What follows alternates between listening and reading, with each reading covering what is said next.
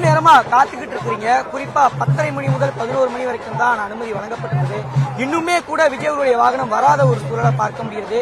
எந்த அளவுக்கு இங்க ஒரு கூட்டம் இருக்குது?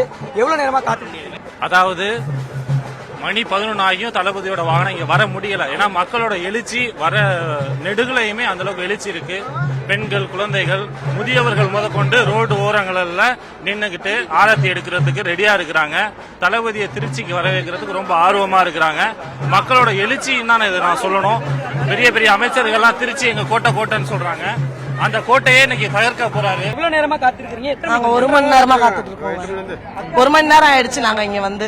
எந்த அளவுக்கு கூட்டம் இருக்கு? இங்க நிறைய கூட்டம் இருக்குன்னா அளவுக்கு அதிகமா கூட்டம் தான் இருக்கு. அவரோட அன்புக்காக எல்லாருமே வந்திருக்கிறோம். ஆனா சந்தோஷம். எங்க ஊருக்கு வந்து அவரோட பிரச்சாரத்தை முதல்ல ஆரம்பிக்கிறார். அதனால எங்களுக்கு ரொம்ப சந்தோஷம். இங்க திருச்சியில இருந்து ஸ்டார்ட் பண்ண எப்பவுமே அவருக்கு வந்து வெற்றி வரணும் அப்படிங்கறது நான் எங்களை கடவுளை வேண்டிக்கிறோம். நாங்க வந்து கும்போணத்துல இருந்து வரோம். காலையில 6 மணிக்கு வந்து இப்பதான் 9 மணிக்கு கிட்டத்தட்ட 3 மணி நேரம் 4 மணி நேரம் வெயிட் பண்ணிட்டு இருக்கோம் விஜய பாக்குறதுக்காக. சோ எக்ஸைட்டடா வந்து இருக்கு பாக்குறதுக்கு. சோ அவருக்கு வெரி ஆல் தி பெஸ்ட். காலையில இருந்து வெயிட் பண்றோம். வந்து பாக்கணும் தான் வந்திருக்கோம். நாங்க கை முடியாதட வந்திருக்கேன் பாக்கணும்னு. எவ்வளவு நேரமா காத்துட்டு இருக்கீங்க? காலைல 9 மணில இருந்து. ரொம்ப கும்பலா இருக்கு.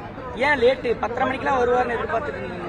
என்னன்னு தெரியல, என்ன காண வந்தா நல்லா இருக்கும். ஃப்ரெண்ட் ஆக்கிக்கோங்க. தந்தி டிவியின் சப்ஸ்கிரைபர்ஸ் அண்ட் ஃபாலோவர்ஸ் குடும்பத்துல நீங்களும் இணையுங்க.